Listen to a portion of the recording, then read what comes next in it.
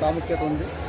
ఈ కార్తీక మాసంలో లక్షలాదిగా భక్తులు ఇచ్చేసి స్వామివారి వ్రతాలు జరుపుకొని స్వామివారిని దర్శించుకొని వెళ్ళడం సాంప్రదాయంగా వస్తుంది. ఈ కార్తీక మాసంలో ప్రధానంగా 2 ఘట్టాలు.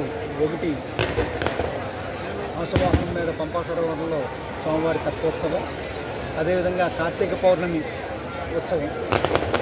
ఇంట్లో ఈరోజు క్షీరాద్రి ద్వాదశి సందర్భంగా స్వామివారి నౌకా విహారం రత్నగిరి కొండ పక్కన ఉన్న పంపా సరోవరంలో ఇప్పుడే ప్రారంభమైంది. దాదాపు 38-40 వేల మంది భక్తులు ఈ నౌకా విహారాన్ని రత్న మహోత్సవాన్ని కల్పించడానికి చేశారు. ముందుగానే వచ్చే భక్తులు రాకని ముందుగానే అంచనా వేసి అందుకు అనుగుణంగా దేవస్థానం తరఫున, అదేవిధంగా పోలీస్ డిపార్ట్మెంట్, రెవెన్యూ డిపార్ట్మెంట్, ఇతర ప్రభుత్వ శాఖలన్నింటినీ సమన్వయంతో పూర్తి స్థాయిలో ఏర్పాటు చేయడం జరిగింది. బ్యారికేడింగ్ పంపా సరోవరం భక్తులు అన్వయిగా కూడా బ్యారికేడింగ్ ఏర్పాటు చేయడం, ప్రత్యేక ఉద్యోగ అలంకరణ, అదేవిధంగా హంసవాహనం ప్రత్యేక అలంకరణ, ఈ తెప్పోత్సవం సజావుగా జరగడానికి నావిగేషన్ రూట్ను కూడా ముందుగానే మార్కింగ్ చేయడం జరిగింది. ఇప్పుడే సోమవారం నౌకావిహారం ప్రారంభమైంది. పంపా సరోవరంలో దాదాపు గంట సేపు ఈ ఉత్సవం జరగనుంది.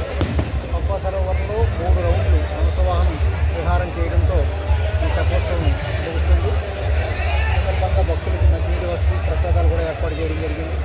అదేవిధంగా 15వ తేదీన కార్తీక పౌర్ణమి సందర్భంగా దాదాపు 1,50,000 మంది వరకు భక్తులు వస్తారని అంచనా వేసి అందుకు అనుగుణంగా అన్ని ఏర్పాట్లు చేయడం జరిగింది.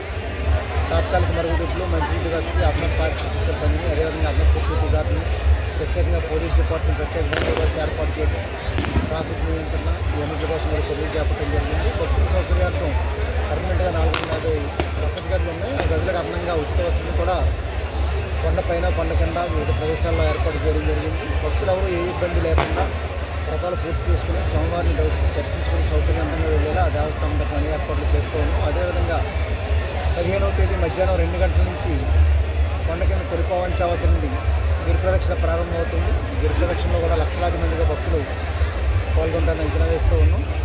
అందుకు అనుగుణంగా కొండ చుట్టూ 11 కిలోమీటర్ల దూరంలో 10 చోట్ల భక్తులు విరామస్థలు ఏర్పాటు చేస్తున్నాం. అన్ని చోట్ల కూడా మంచినీటి సదుపాయం, గిరి ప్రదక్షిణ మార్గంలో ప్రత్యేకంగా తాత్కాలిక మరుగుదొడ్లు, బందోబస్తు ఏర్పాటు చేయడం జరిగింది. భక్తులందరూ కార్తీక పౌర్ణమోత్సవం, ఈ నౌకా ఉత్సవం, అదేవిధంగా గిరి ప్రదక్షిణ ఉత్సవాల్లో పాల్గొనాలని కోరుతున్నాం. సరే, భక్తులు వస్తాను సంవత్సరం అనుభవాన్ని దృష్టిలో పెట్టుకుంటే కొండపైన ఒకేసారి కొండపైన లక్షలాది మంది భక్తులు రావటం, వ్రతాలు పూర్తి చేసుకోవటం, వాళ్ళందరూ కిందకి దిగి వెళ్ళాలి, మళ్ళీ బయట నుంచి వచ్చేవాళ్ళు కొండ మీదకి రావాలి. గిరి ప్రదక్షిణ ఉదయం ప్రారంభించినప్పుడు ఈ రద్దీ కొండపైన మొత్తం ఉదయం ఉంటుంది కనుక వచ్చేవాళ్ళు కూడా ఉదయం ఎక్కువ వస్తారు, కొంత దిగేవాళ్ళు కూడా ఎక్కువ మంది ఉంటారు. కొండకి అన్నవరం గ్రామం మొత్తం రోడ్డు అంతా బ్లాక్ అయిపోయింది గత సంవత్సరం. ఆ బ్లాక్ అవడం అనేది నేషనల్ హైవే వరకు వెళ్ళి కేటక నుంచి కత్తిపూడి వరకు కూడా ఒక ప్రతిష్టంభన ఏర్పడింది. దాంట్లో అవాంఛనీయ సంఘటనలు అంటే తోపులాటలు జరిగే అవకాశం కూడా అటువంటి పరిస్థితులు ఎక్కువ ఉంటుంది. ఎందుకంటే భక్తుల భద్రత దృష్ట్యా, అదేవిధంగా లక్షలాది మంది భక్తుల సౌకర్యం దృష్ట్యా భద్రతా సౌకర్యాలను దృష్టిలో పెట్టుకుని గిరి ప్రదక్షిణ సమయాన్ని ఉదయం నుంచి మధ్యాహ్నం 2 గంటలకు మాత్రమే. దేవాలయం, అటువంటి దేవాలయంలో ఈరోజు ఈ తెప్పోత్సవం కార్యక్రమంలో నేను ఒక శాసనసభ్యురాలిగా పాల్గొనడం అన్నది నిజంగా నా అదృష్టం. ఈరోజు ఈ కార్యక్రమం కూడా ఇక్కడ ప్రాంగణం అంతా కూడా ఆధ్యాత్మిక స్వామితో ఎంతో భక్తులు ఎటువంటి ఇబ్బంది లేకుండా ఈ కార్యక్రమాన్ని వీక్షించడం జరిగింది. ఈ సంవత్సరం ఈ కార్యక్రమం మనకి కార్తీక మాసం నెల అంతా జరిగే అన్ని కార్యక్రమాలు భక్తులకి ఎటువంటి ఇబ్బంది లేకుండా మేము అన్ని ఏర్పాట్లని సమీక్షించి అన్ని విభాగాల వరకు చెప్పడం జరిగింది. ఇప్పటి వరకు కూడా ఎటువంటి ఇబ్బంది లేకుండా కార్తీక మాసం మొదలైన దగ్గర నుంచి కూడా ప్రతిరోజు కూడా భక్తులందరూ కూడా ఎంతో భక్తి పార్వశంతో ఎటువంటి ఇబ్బంది లేకుండా కూడా స్వామి దర్శించుకోవడం జరిగింది. ఈరోజు కార్యక్రమం కూడా అంత ఏర్పాట్లు కూడా దేవస్థానం వారు చాలా గొప్పగా నిర్వహించడం జరిగింది. ఇటువంటి కార్యక్రమాల్లో ప్రతి ఒక్కరూ పాల్గొని ఆధ్యాత్మికత అన్నది పెంపొందించుకోవాలని సందర్భంగా నేను ప్రతి ఒక్కరిని కోరుకుంటూ అందరికీ కూడా కార్తీక మాస శుభాకాంక్షలు తెలియజేస్తున్నాను. ఇంకా మిగిలిన కార్తీక మాసం మిగిలిన రోజుల్లో కూడా రేపు 13వ తారీఖున జరగబోయే గిరి ప్రదక్షిణ కూడా భక్తులందరూ పాల్గొనవాలని సందర్భంగా నేను అందరికీ తెలియజేస్తున్నాను.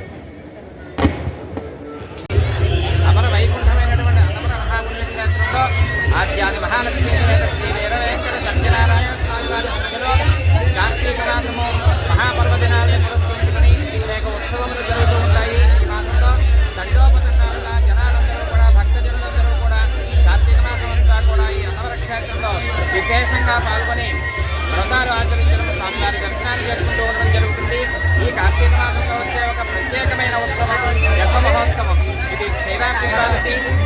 ద్వాదశి రోజున శ్రీరాంతి ద్వాదశి రోజున ఈ తెప్ప మహోత్సవం విశేషంగా ప్రతి సంవత్సరం జరుగుతూ ఉంటుంది.